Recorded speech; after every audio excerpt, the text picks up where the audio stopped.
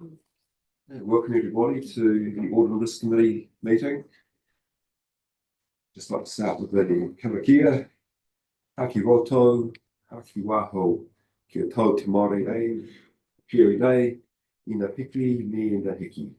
Ko te rangi mari e tātou, te rapu nei, te hei more ora. Thank you for your attendance today. We've got a fairly full agenda, both public and public excluded. Just want to go through the formalities. Apologies. Do we have any apologies at all? Okay, no apologies. We have no public forum.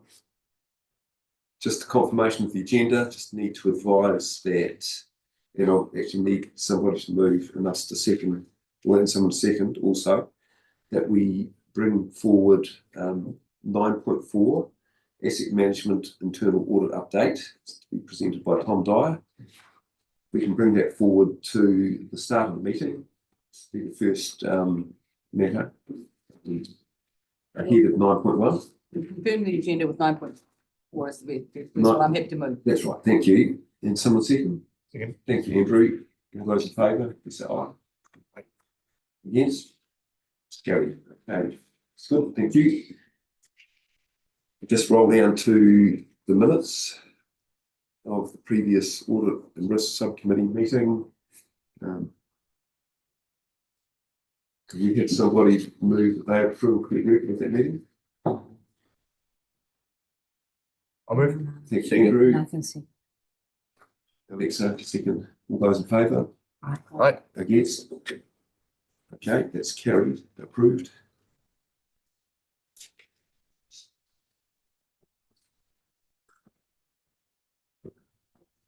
The actions from the meetings. Richard, have we got? So one action there relating to the internal audit program. So that is the paper Tom is delivering today as the start of that program, the first topic. And then there'll be a paper coming to the next level of risk to set out the long-term program for internal audit. So that's underway. Thank you.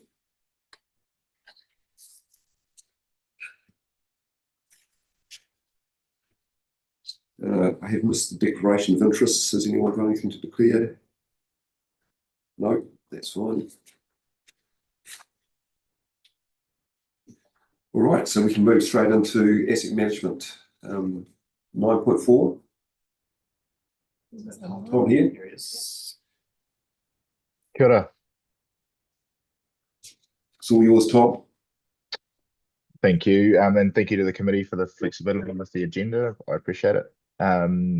So in front of you, you have a short paper relating to the audit of our asset management practice within Otago Regional Council. The paper gives you a quick outline as to the approach we've been taking in delivering this audit and the timeframes for delivery of the final product. And I'm happy to take any questions you might have around that.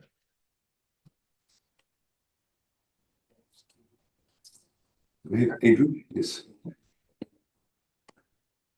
Thanks, Tom. Good to see this paper here. As I guess we've been wanting to get the internal audit up and running for a while now, and asset management first cab off the rank is fantastic. Just wondering sort of what you're hoping to sort of get out of this, or what sort of if you could sort of cover a bit of the scope and sort of what the outcomes or what the output might sort of look like, just so we can all Yeah, certainly. This what we've chosen to do, given that the bulk of the assets managed within Otago Regional Council are infrastructure assets, we've chosen to take an approach that aligns to ISO 55000 and the International Infrastructure Management Manual, which are two well-regarded standards within New Zealand and more broadly relating to the management of infrastructure and asset management practice. So within that manual there is an approach that's described as a maturity assessment. So maturity assessment looks at all of the different practices and procedures and policies that relate to asset management within an infrastructure business, and enables you to assess yourself either internally or to take a independent audit approach as well, against a few criteria, a few standardized criteria. And those criteria obviously link nicely through to those practice manuals and standards. So what we'd hope to get from this is a snapshot of where we're at in terms of practice across the 4 discipline areas that I've outlined within the report. So that's our engineering, flood and drainage assets, our monitoring, environmental monitoring asset base, our IT assets, and our fleet and facilities assets. So that this report will give us a kind of a snapshot as to where our practice is at against those standards, and then we'll have the opportunity to look at improvement planning based around looking at next steps and improvement planning practices around that. I've been through a similar audit before within a Three Waters business, and found using this practice and approach was a really useful way to embed that continuous improvement focused staff within your asset management teams. And nice strong links to manuals, nice strong links to accepted practice across the sector. Mr. Supplementary. Yep. Thanks for that, Tom. So just diving into the details, if we sort of pick an area like flood banks, and would you expect it to look at how we identify defects and monitor the remediation of those over time? Yes, so to look at things like the practice of risk assessments. So one, whether or not we undertake risk assessments, how we plan and produce those risk assessments, the types of experts that we work with, all of that sort of thing. It'll also look at improvement and response planning as well. So, how do we go about taking those assessments and then moving them through to moving them through to programs of work if required, or broader risk-based planning. Thank you. Ms. Wilson. Sorry, just taking notes. Thank you, Stu.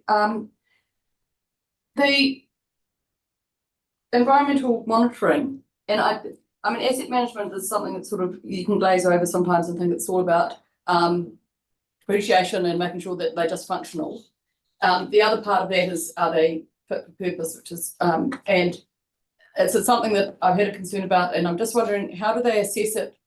And so the situation that's arisen before is where it's pouring with rain, it's dark, it's cold, it's miserable, they turn the functionality down in order to keep the batteries going longer, and you just don't get that data quickly on some of that environmental monitoring. And so as part of the assessment, making sure that we are getting that information as timely as possible and considering upgrades of batteries and that support stuff, or is it purely about a depreciation income meet your renewals? There's functionality as well as renewals that I'm just concerned with. Yeah, so the analysis will certainly look at levels of service, so the levels of service that we define across these asset areas, and then how we monitor performance against those levels of service. And what you're describing there is a level of service or a level of performance for those assets. This initial report, I don't think it'll go into that level of detail, although it may identify those types of things if it's raised in if they're raised as examples through the interviews and that sort of thing that have been undertaken through the audit process. But I would expect that what the report will talk to is the levels of service that are in place for those or not for those asset areas, and then how that performance is measured. And then after that, we can look at whether or not those levels of service require review longer term. Okay, it's one that on an average would seem absolutely fine, you know, 360 days of the year, it's absolutely fine. 5 days it's flooding, but that's actually when you want the data. And so I'm really hoping that we can, at some stage, do that review if it's not this time sometime, because if we don't get that information as timely as possible, I think there was a half to an hour delay for some of that information previously, which makes quite a substantial difference to the reaction. Yeah, anyway, sorry, thank you. I mean, there's a whole lot of other reasons why it's really good if it's timely as well.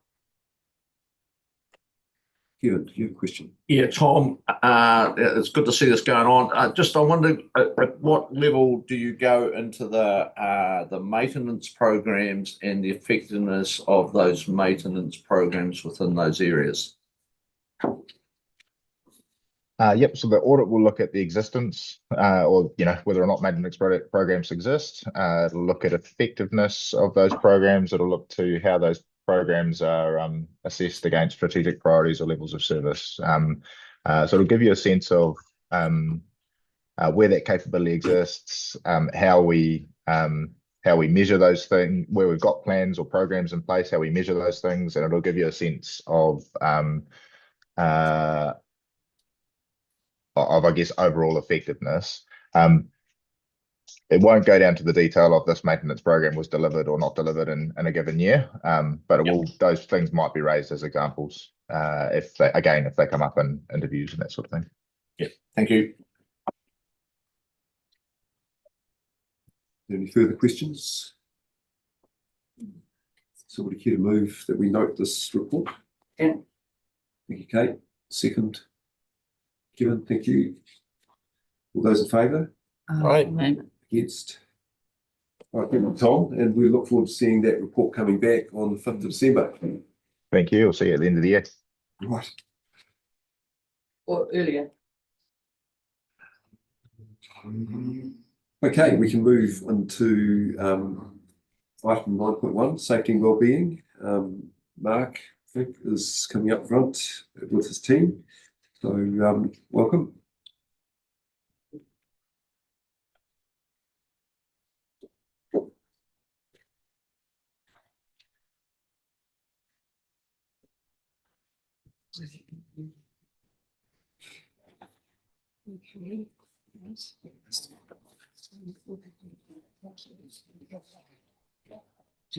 So this is a fairly extensive report. It'd be good if you could give us a bit of a summary, some of the key aspects of the report, and we'll open up for discussion.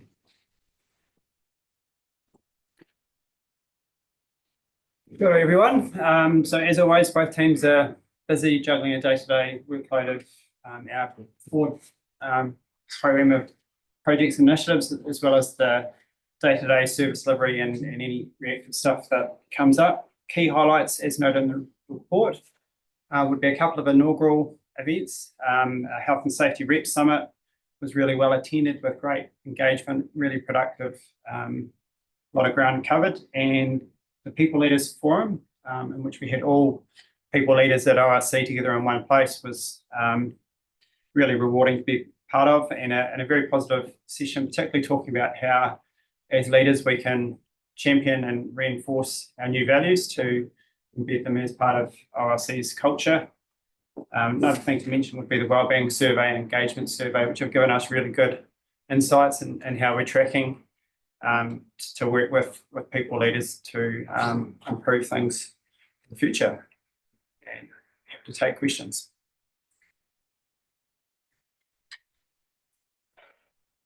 Questions? Yes, Alan. Thank you. Maybe not. We'll try another one.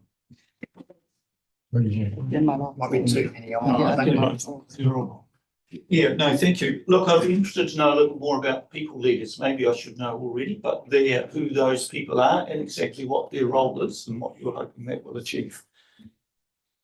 Sure. When we talk about people leaders, it simply means anyone who has staff reporting to them. So it includes our general managers, it includes our tier 3 managers and team leaders.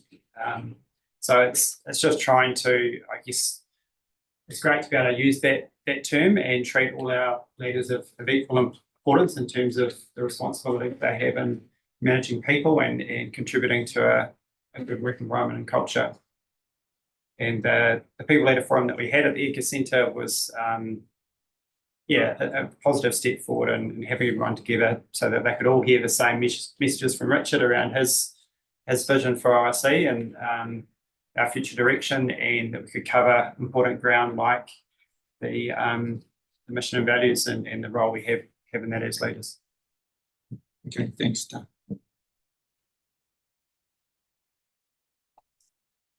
I'll just add a little bit to that in terms of the intent. So we do a huge amount of work with our what we call tier 3 managers, so the managers of our departments, but noting that a lot of the day-to-day interactions our staff are having are with team leaders or people leaders. And so the opportunity to bring that wider group together to discuss some of the challenges we've got and the opportunities we've got and what it is we want to achieve as a group, I think is just something I feel is a worthwhile exercise to get everyone in the same room and have that discussion. So it was the first time we had done it. We had really good attendance. And it's something we'll look to do in the future as well. Just recognising that for the majority of our staff, their most the most interaction they have, and so I guess the most influence that they have in terms of their day-to-day work and is with their direct people leader. And so that's a really important piece of our organisation's puzzle. So providing some support for those people leaders is really important. Yes, Andrew. Thanks for the paper. Really good to read all the work that you've been doing in the last quarter. I see you did a couple of surveys, health and safety based one, and then the wider staff engagement survey. And that staff engagement survey talked about, had a question there to staff about what they thought about health and safety in the organisation, and it came back quite positive in terms of, which I thought was good to see in terms of it's often a canary in the coal mine if staff don't think that that their surroundings are, or the way the working database is in a good place.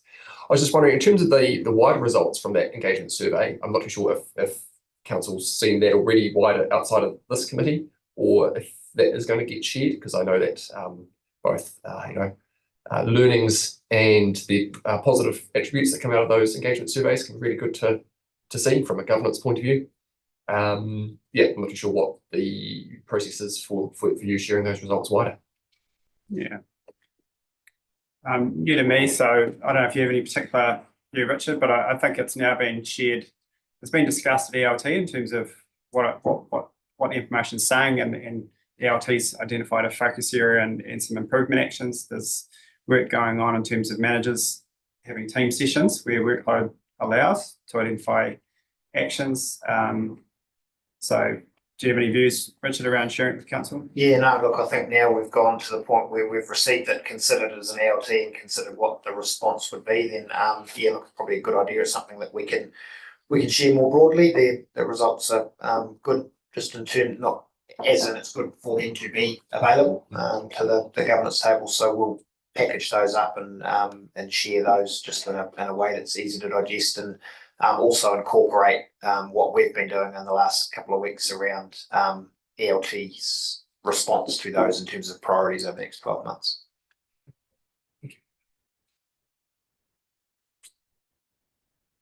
Yeah, you open questions on the health incidents at the moment. Just looking at the graph that you've got of your incidents and near misses, it's quite striking to see that July this year, that was something like 22 incidents, and then in August also more than this time last year. Is there any sort of analysis you can give us into what those incidents were, or what was the most serious and how we dealt with it, please? Yeah, sure. So we've had a really big focus recently on working with our contractors to get their reporting more effectively into our systems. So a large proportion of what we're seeing here is that increase of contractor incidents that are making their way into the system, particularly of minor nature of what they are. So, and by that I mean members of the public calling in to report a bus incident, which could be clipping around a corner, or or similar. So that's the nature of those increase of incidents. The health, safety and wellbeing team's been heading along to the bus operator meetings, so it's kind of a flow on from that. So in terms of the most significant incident, can you tell us what that might be and what your actions were around that? Yep. So most significant over our recent quarter was around violence and aggression.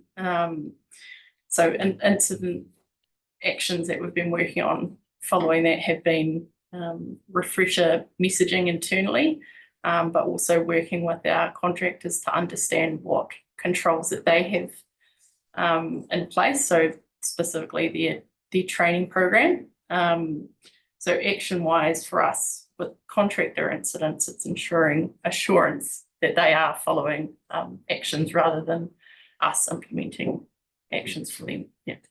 It's reported nationally that bus drivers are subject to some of this treatment. Are we seeing that in our networks?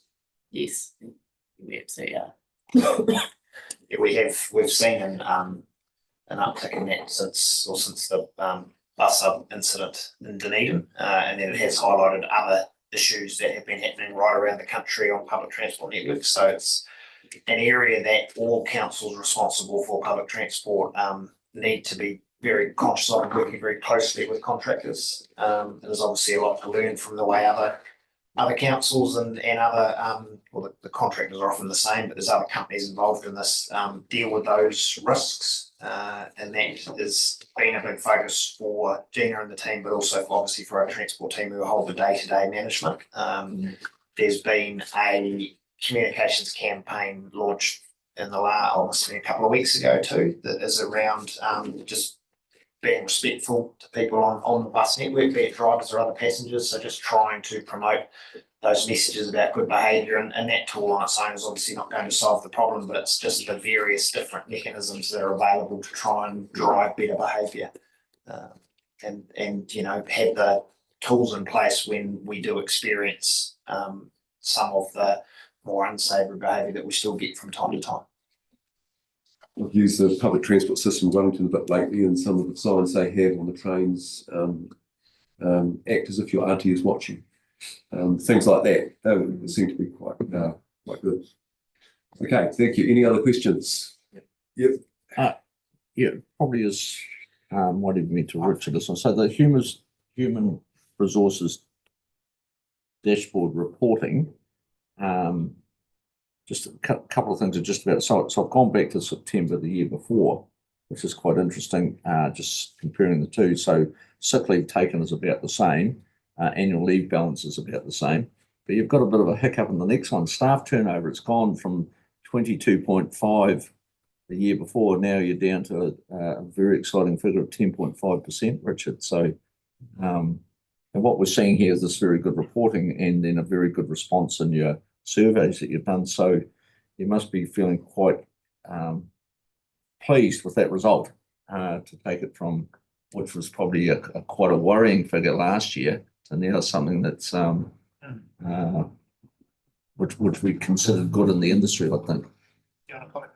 Yeah, either end. Sorry, I'll just thank you. Yeah, we are really encouraged and pleased with where it's got, and I think it's very positive for Richard in terms of his tenure as CE, but it's a really noticeable, tangible shift from when he started in the role. And the engagement survey, I think, pointed to that we're tracking in a good direction. There's room for improvement, but yeah, it's encouraging, and would still like to see it go down slightly better, slightly more, but happy with where it's. Yeah, look, I think what I'd add to that is that it is very positive, and really pleased with the result we've got, and I guess just generally the culture in the organisation, the feedback I get from staff about colleagues and people leaders and the people we're working with, and enjoying coming to work. I guess what is front of mind for me, and the reason we wouldn't be complacent, is we're also benefiting from a slight change in the market at the moment, and we've got to be realistic about that. I think we should celebrate the fact we have worked really hard on culture and looking after our people, and that's been a big part of bringing that turnover down, but also, you know, in reality, acknowledging the market's changed, and what we need to do is work really hard. So when the market changes again, which it will, we're in a really good position to retain the good people we've got. So that's the challenge for us, not to get complacent, to make sure that we've got the things in place that when the market turns and it's an employee market again, that we're sort of at the front of the queue to retain our great people. Thanks very much. Thanks, Tony. Andrew, please. Every time I pick up this paper, I always make sure I go to the critical risks, because there's a committee that's sort of one of the ones that we have to have good oversight on. And I've just got a couple of questions on the critical risks. One to do with the driving. So, you know, it's around the risk of something bad happening to our staff when they're driving out there on the roads, or not on the roads. And I know that E-road was put in, and we've talked about that previously. So I was just looking over the information on that, and I couldn't quite remember or not. I couldn't remember if we'd if you told us or not that the staff speeding, or the sort of the staff statistics on their driving behaviour, whether that's fed back to them. I wasn't too sure whether that is or not. I just know in other organisations it is sort of a good way for staff to learn their own behaviours, is to be rewarded back their own driving habits. So we've got two feedback mechanisms in terms of speed. So one of them is what is called the driver buddy, which is a little screen device that is inside the vehicle. So that will give a visual overview of the track speed at the time, and track that against a highlighter colour. So green, orange, and red as an overspeed. It will also give you an audible alert when you do overspeed. So that's one method. The other is we also get a report of total overspeeds for the organisation, which is fed to, at the moment, general managers. We're working on a process at the moment to widen that across the organisation, which will look at a bit of a process in terms of what people leaders would do to follow up if there is overspeeding that's being treated. Right. We do have conversations based on the data at the moment, where we see patterns of behaviour that we think just need some addressing. There's some more work being done to bring more rigour to that process, but absolutely the data is used at the moment to be able to have a conversation with people. You know, really driving safety is the key purpose of that conversation. Okay, fantastic. That's good to hear. And just my second one, Chair, just on the lone worker, which is that risk of people working by themselves. And I just couldn't quite tell again when it comes to the controls we have in place there, whether there is something like a get home safe mechanism in place where someone is monitoring that they have got home safe. Yes, there is. Yep. So we have a system in place.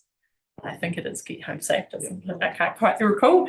But yes, there is individual devices that are assigned to employees, which is connected to the system. So when employees use the device, they would set their activity type. So they've got options for a low risk activity, which would be assigned a 4-hour check-in timeframe, or a high risk activity, which would have hour check-ins. So if a check-in is missed, there is a escalation procedure within the back end of the system. So that would go to notification to people leaders, and then be also followed up by the provider as well, which gets in contact with us as well. Fantastic. Yeah. No, thanks for that. Just so I don't ask the same question in 6 months' time, we'd be able to add a sentence or two on that in the controls area of those critical risks, just so the knowledge is kept. Absolutely. That'd be great. Cheers. Any further questions? Okay, can I have somebody who would move that we note the safety and wellbeing report? Happy to do that. Yeah. Second? Yep. Andrew, thank you very much. All those in favour? Right. Right. Against? Thank you, guys. Well done.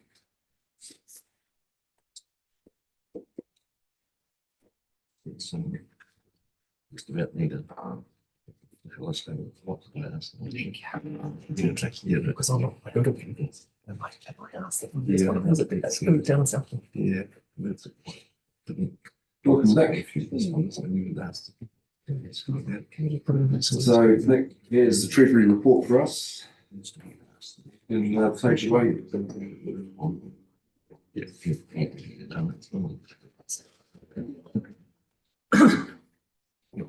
Yeah, Treasury report is a standing report that comes to this committee every quarter. So it just outlines our treasury from a debt point of view. We've got the managed fund paper next, which is the investment side. Just a couple of points to note. I'm sure you're all fairly familiar with it. Total debt was 139 million. We added in to paragraph 4 there that includes the port on lending, which was just under 115 million as at the end of June. So I think last meeting that was commented on that it wasn't actually mentioned in the paper. It was in the attached report. And the other thing to note in paragraph 5, we just mentioned that we entered into an interest rate swap at the end of the quarter, just towards the end of June. That was just maintain our compliance with our treasury management policy. And in the actual report itself, you can see the swap position is highlighted in green in that graph that outlines where our overall interest positions are sitting in the yearly bands.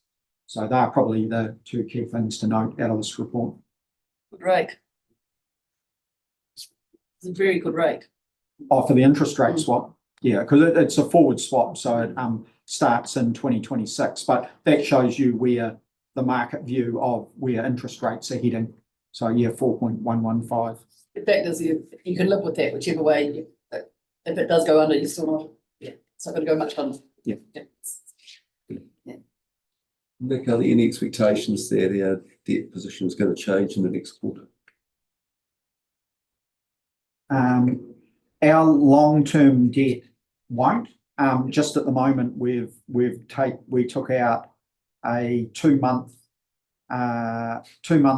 short-term loan just to cover our period until like now, where the rates money starts coming in. We just took an additional 15 million for working capital, but we'll repay that next month. And then by end of June next year, and for the remainder of this year, the position will be that 25 million.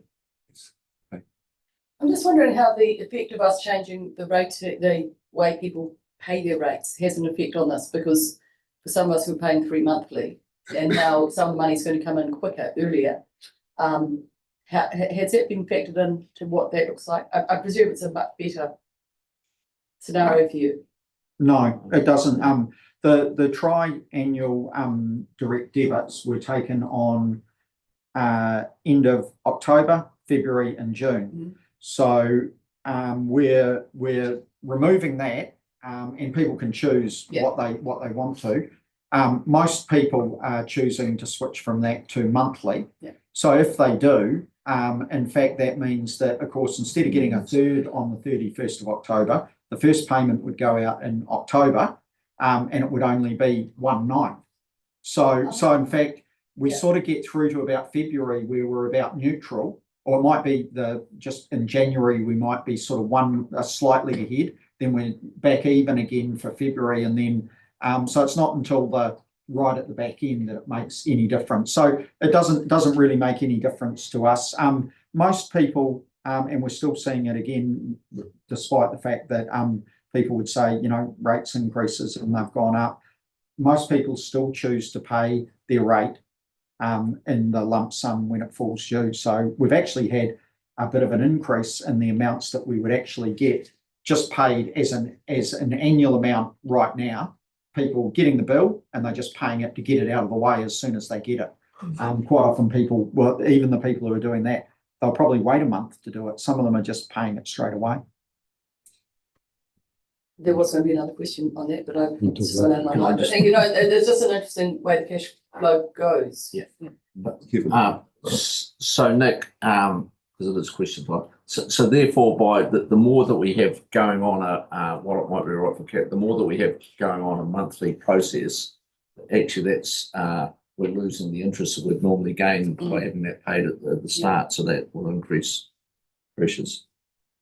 Yeah, not, but it's, you know, that the interest that we would gain if everybody had paid on the 31st versus the ones that are on direct debit, it's marginal. We're not talking about particularly much. And you've got to remember, we typically have between 80 and 85% of our rates gets paid on 31 October. Yeah, but if you look at and I could cite some insurance companies, and I won't mention any names, but you know, you're talking going from an annual payment lump sum to a monthly payment of somewhere between 7 and 12% extra that you have to pay because the companies aren't then getting that money up front. So it would be, yeah, we're all right. We're sitting at 85, but if we go all of a sudden we've got 50-60% taking the monthly, that will have a rate impact somewhere along the line. Well, not really, because you got to remember that most other councils, like TAs, for example, they will invoice or collect, say, quarterly.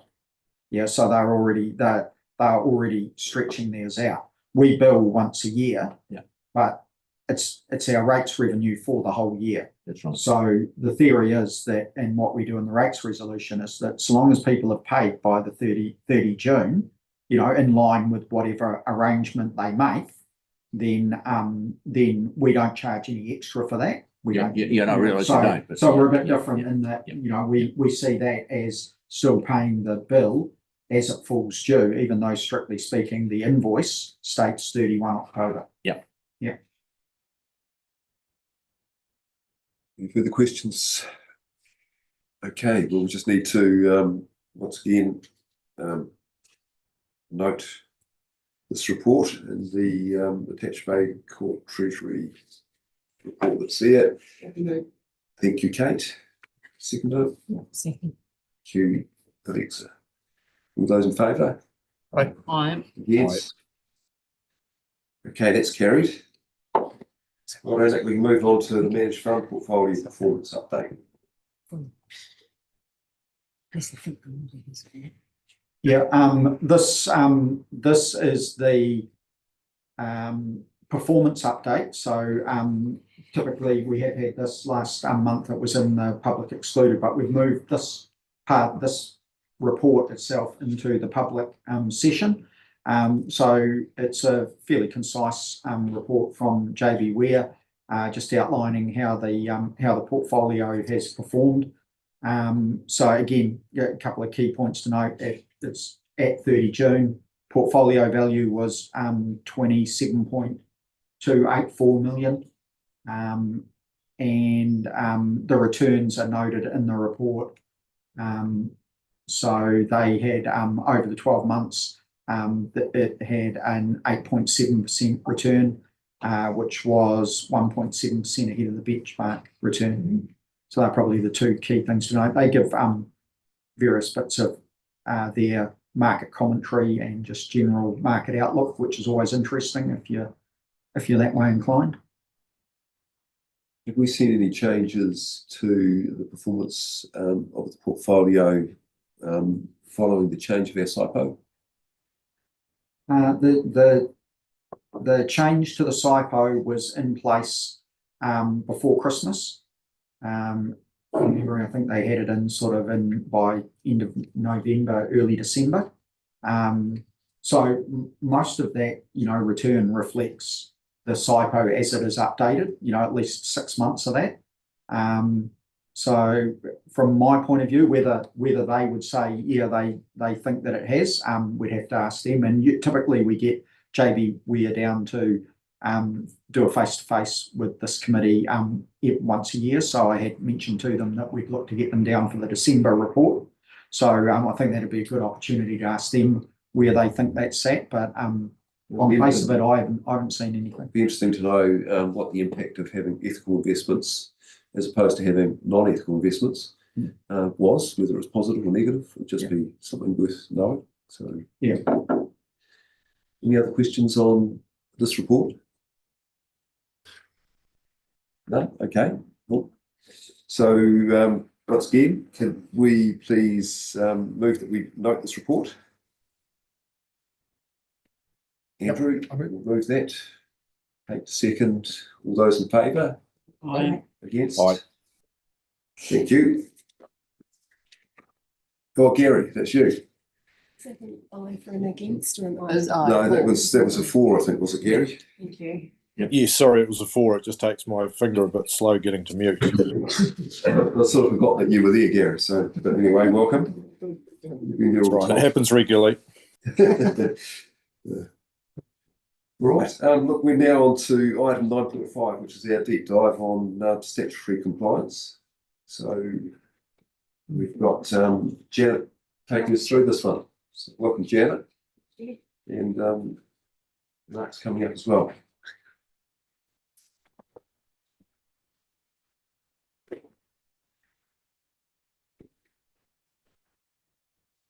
Kia ora.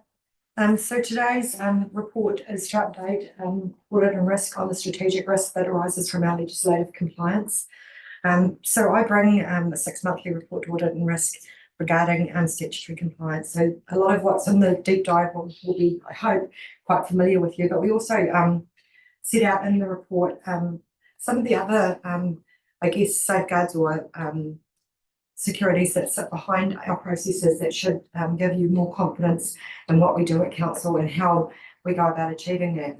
So I'm hoping everyone's read the report. I took on board the feedback that previous ones have been hard to see because of their size. So there's not a lot of information and it's a little bit bigger. But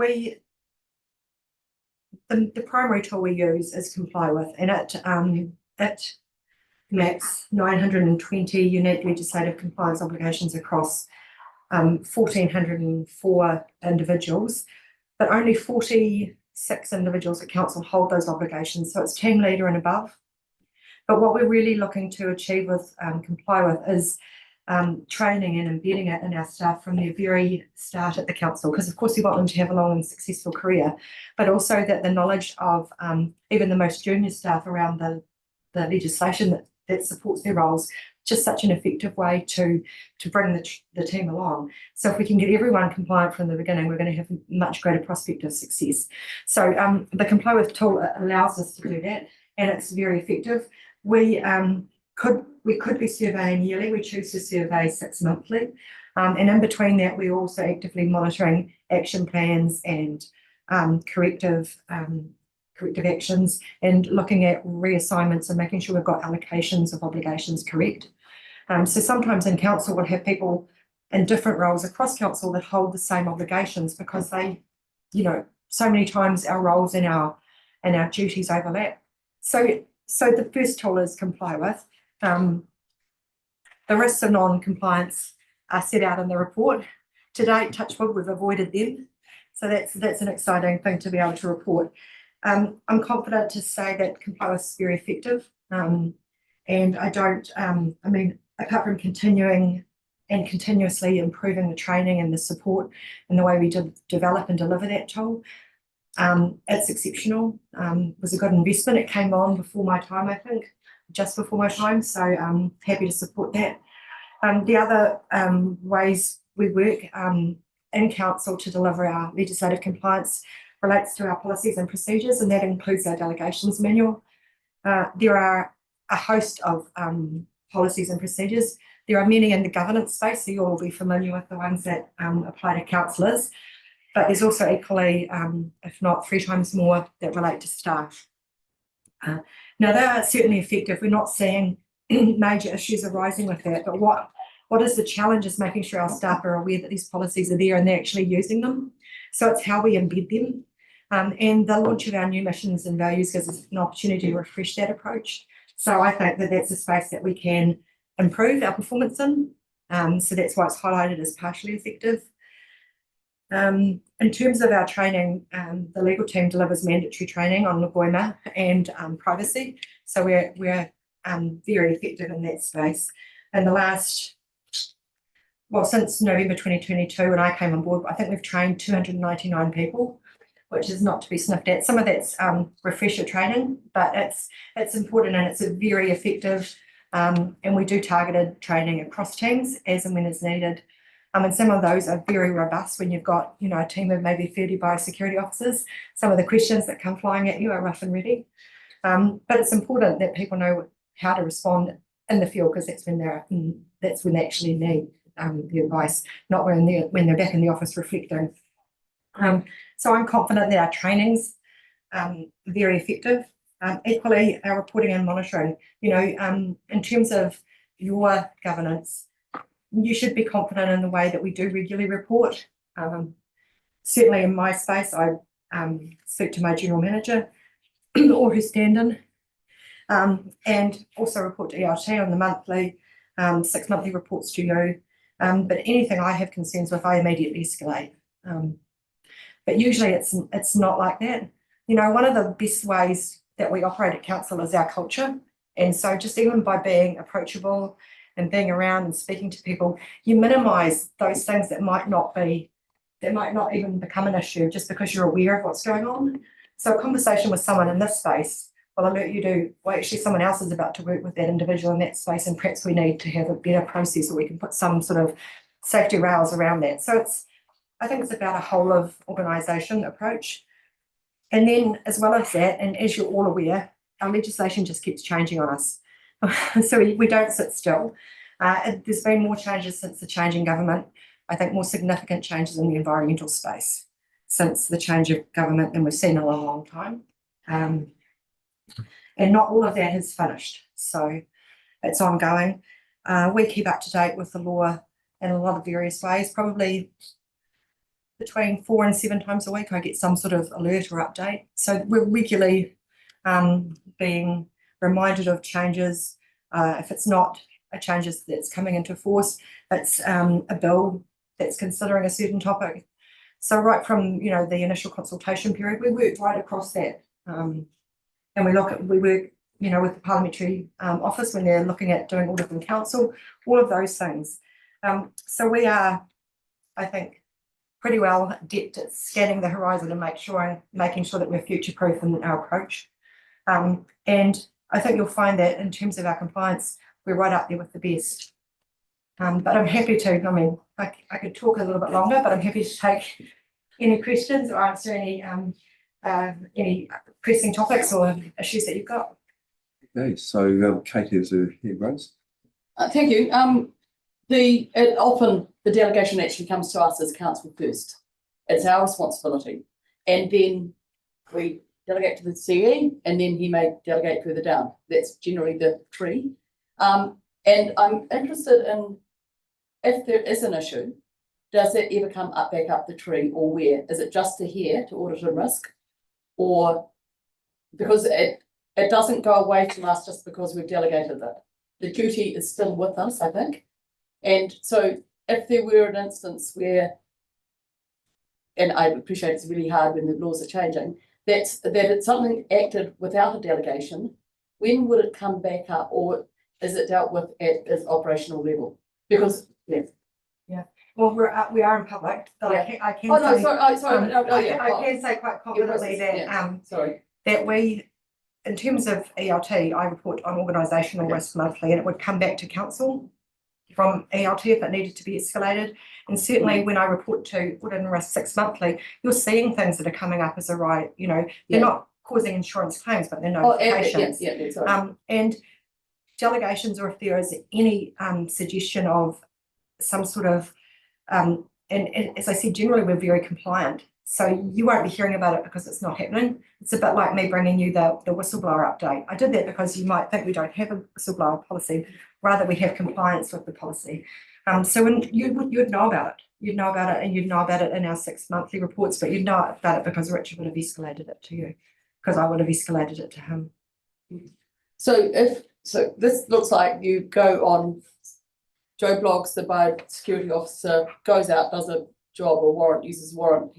Joe goes into the site, puts it in to comply, talks about the delegation they've just exercised, and therefore this in transparency, And the decisions that were made under that are all filed and comply with, is it? Is that how it works? No. Oh, So there's lots of training across Yeah. council, and all of our warranted officers have to be trained and also in a role for a certain amount of time before they can perform those duties alone. So yeah, entering in all of those things. So there's quite a lot of process that sits behind all of the things that ensure that our officers or those people that are carrying out our duties are educated about what the duties are, the extent of those duties, how to properly approach the public and how to report back anything that might be a concern. And so I get probably on the weekly just a heads up of, we did a routine inspection here and the person was unhappy. Yeah. They feel like their body corporate should be managing rabbits. It's that sort of thing. But because it's a potential complaint and they've threatened legal action or something, it comes through us, and that's how we hear about these things. Okay. Sorry, I had misunderstood what comply with that, because I thought it was the database where people's delegations were exercised and their holding of that information. So I misunderstood that database. Apologies. There's an audit tool. Yeah. So it's your first question though, just to it effectively would be up to me to report either through this committee or broadly to the council based on the risk to the organisation. Yeah. So there's the routine updates as Janet's referred to, but if there was anything significant, your very reasonable expectation is that you would hear about it and not necessarily having to wait for a meeting either to receive those reports. But then if there are other things that have been managed operationally because the risk is very low, then it might just appear in a 6-monthly report. Yeah. I am right in believing that once the delegation's made, it doesn't leave our hands, so does it? I don't know if there are any exceptions to that. No, that's the general rule of all delegations. The board remains responsible. Absolutely. Yeah.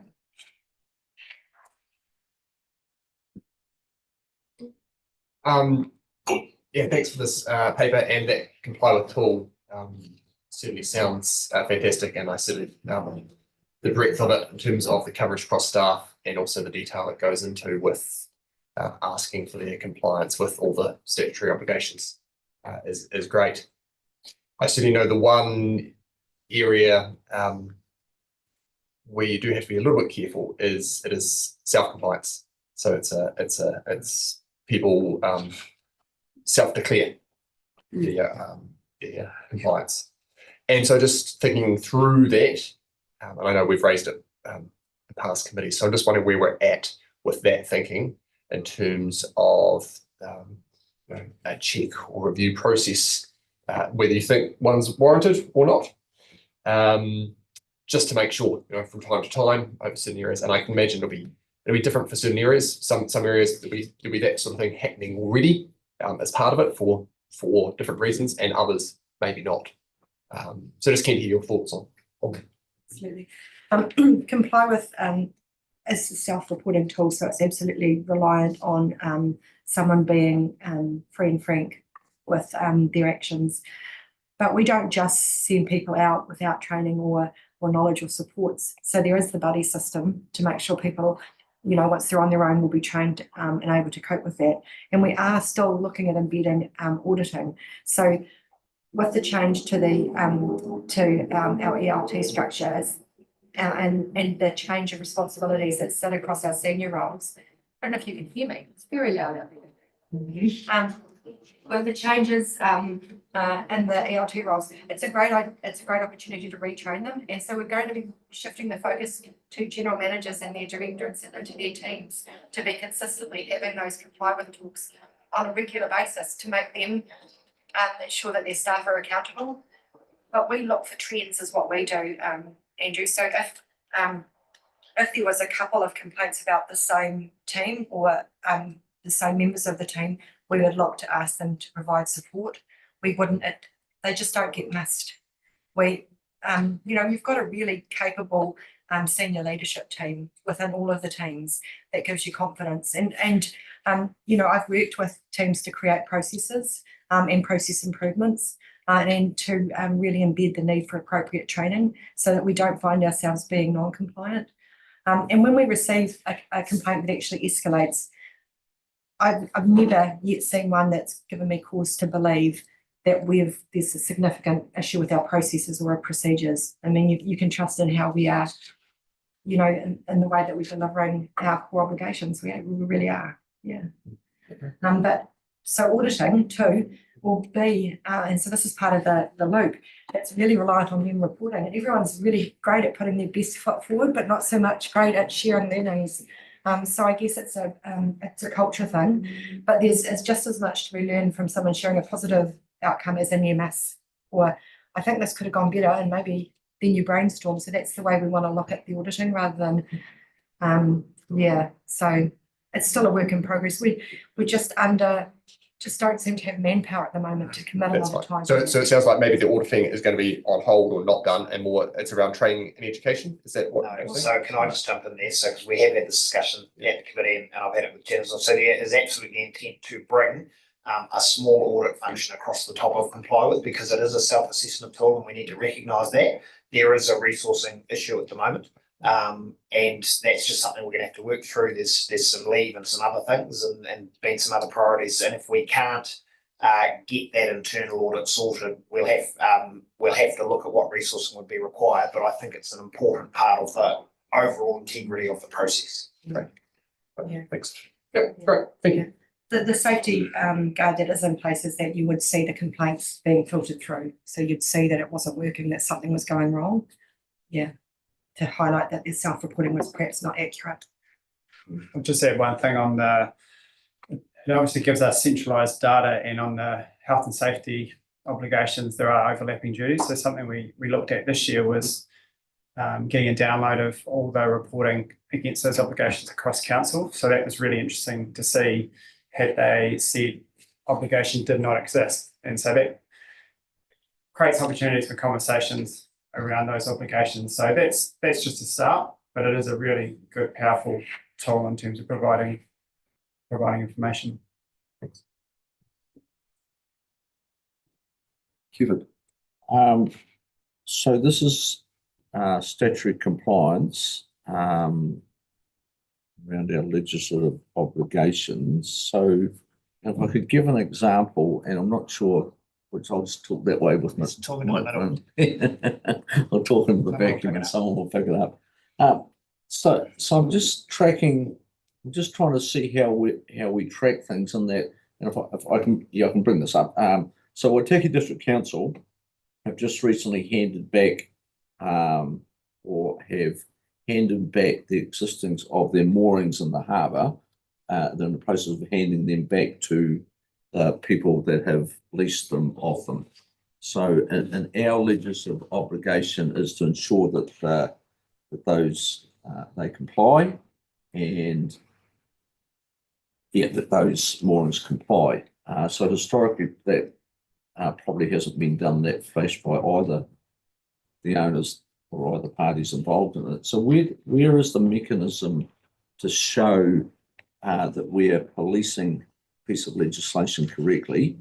And if we know something is wrong, where is that piece of recording done to show that, yes, we know that the mooring 6 is faulty, but that's in a process of being, So that's operational management. So the broader, are we fulfilling our obligations under the RMA, that is covered. The details around individual consents or coastal permits or whatever it might be is actually held in the system that the compliance staff use to monitor all of the consents that we've been granted. right? And so that is just you can imagine the scale of that exercise, just with, because that's every consent and every permit that's issued across the region. Yeah. And then it has a workflow within that ensures that we continue to deliver our function of an authority that's monitoring those consents. And it's picked up through the compliance policy and the compliance plan and then the compliance annual report in terms of our knowing what our function is and that we have undertaken the duties that are required. Right. So and like another lot would be just again on that same harbour topic sort of thing is structures that we now know that are not consented, for instance. So who audits? Have we got an audit function somewhere that says, well, actually we know that here's the plan going ahead with it, and that's been because if something went wrong with that, obviously I think they'll be looking at the regulator to say, well, actually, why haven't you sorted that out? Yeah, so if Yeah. we know of a non-compliance, and Jo can jump in here if she needs to, but fundamentally, if we receive a report and we establish that something is non-compliant, then there's a process we would go through, and it would Yep. start with education and, do the right thing and get your permit or make your, whatever it might be. And then it would escalate through a variety of steps, and ultimately could end up in court or something more formal. So that would be a standard compliance process. And once we know about a non-compliance, Yep. our staff will step through that process. Yeah, and then you'll have, at some stage, you'll have a process like this that audits that those things are being ticked off. So that this doesn't pick it up in that. No, I level. realise this At a doesn't, high but- level, yeah. this process would. Yeah. At the other level, it's managed by the compliance manager and the general manager Yeah, to cool. ensure that, we're fulfilling those Yeah. duties appropriately. Yeah. I've got no instance of you not doing it. I'm Yeah. just trying to understand that process. So it's Yeah. that granular level up to that Yeah. higher level to understand what ultimately our function is. Yes. And that we are delivering it, but at an operational level, we've got a number of different Thank you. workflows going on. Thank you. And in terms of, Thanks. in terms of comply with, so we, Yep. our harbour master holds obligations in relation to, Yes. for example, a wreck that's been abandoned. And then the GM holds the ones above those, Yep. and they will relate to that. And then often in the reporting and comply with, you'll see instances where they report that this year this obligation was exercised to remove a wreck from Oamaru Harbour. Yep. And it was disposed of in this way pursuant to this part of the legislation. So we're seeing that wrap around. Cool. Yeah. Thanks so much. Thank you.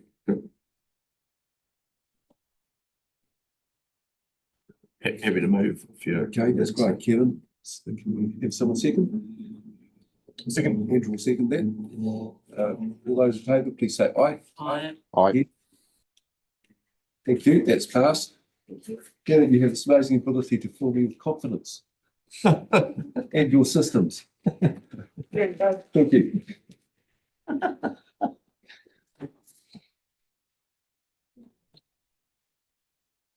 Right, we've come to the end of the public agenda. We have a resolution to exclude the public. If we move. Just wait, for Kevin to come back, actually. We need, Need to hear the forums. oh, Gary's there. Oh, good. We're okay? Yeah, we're okay. Do you want me to read this whole thing out? No. Okay, so we do have a recommendation that the public be excluded from the rest of this meeting. Could I please have someone to move that? Kate, thank you. And Andrew, second. All those in favour, please say aye. Aye. Thank you very much. That's carried. Oh, one thing I do need to do.